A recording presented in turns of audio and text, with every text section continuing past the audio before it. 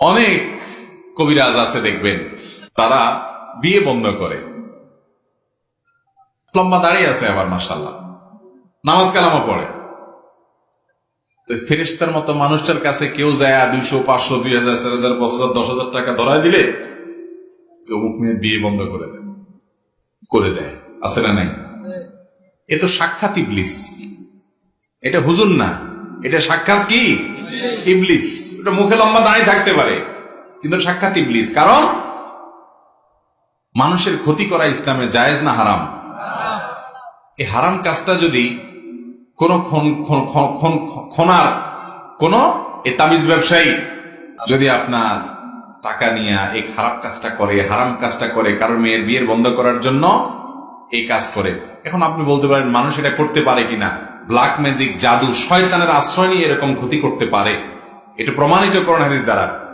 তো সেই ক্ষতিকর কাজ যদি কেউ করে তাহলে ওটা সাধারণ কোনো মানুষ না, সাধারণ কোনো পাপীও না, ওটা ডেঞ্জারাস পাপী, ইবলিস, মানুষরূপী ইবলিস, শয়তান।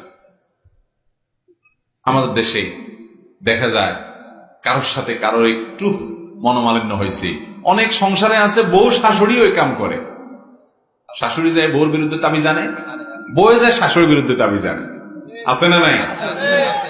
তাবিজ ব্যবসায়ী তো জমজমাট ব্যবসা। হ্যাঁ, শাশুড়ি এর কাছে যায়, বউ তাবিজ দিয়ে দেয়, বলে বালিশের নিচে ধুয়ে দিবেন, আছে না নাই? বলে পানিতে চুবাই দিবেন, খাওয়াই দিবেন।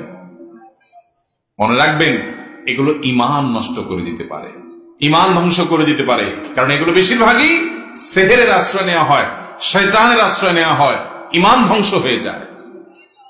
অনেকে আপোষের তাবিজ করে, আছে না? যে আমার শাশুড়িটা লাইনে নাই, একেবারে বেলাইনে উল্টাপাল্টা করে, আসলে হয়তো বেলাইনে আছে, তো বউ যায় বলে হুজুর একটা আপোষের তাবিজ দেন। আপোষ আছে না নাই?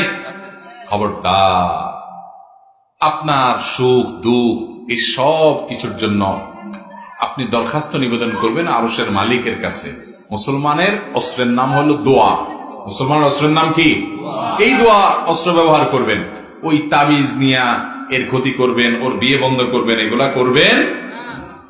অনেক সময় দেখবেন কবরস্থানে তাবিজ গাড়তে বলে, সেহের জাদু যার বিরুদ্ধে হয় ওই ব্যক্তির অসুস্থ হয়ে যায়, অনেক সময় মৃত্যুর মুখে পতিত হয়ে যায়, ধ্বংস হয়ে যায়।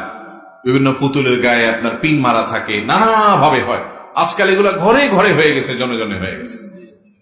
যদি আপনাকে কেউ এগুলা করে ক্ষতিগ্রস্ত না করুক, আপনি চান যে এরকম ব্ল্যাক ম্যাজিক করে, জাদু করে, এমন অনেক ফ্যামিলি কথা আমরা জানি, যে ফ্যামিলিতে এটা কেউ কল্পনাও করে না, এমন মানুষের তার বিরুদ্ধে তাবিজ করে বসে আছে, হিংসার কারণে পিছিয়ে লেগে বসে আছে, টেরও পায় নাই, খাওয়ায়া পরে সারা জীবন মানুষ করছে, উপর দিয়ে সব ঠিক আছে, তলে তলে ঠিক তার বিরুদ্ধে এই ব্ল্যাক ম্যাজিক এবং শয়তানের আশ্রয় নিয়ে জাদু করে বসে আছে, ক্ষতি করে বসে আছে।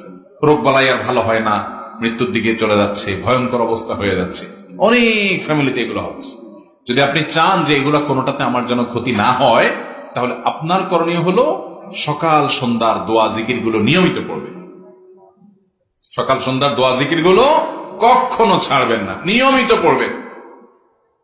জীবনের সব ছুটে যাবে, এটা ছুটতে পারবে না।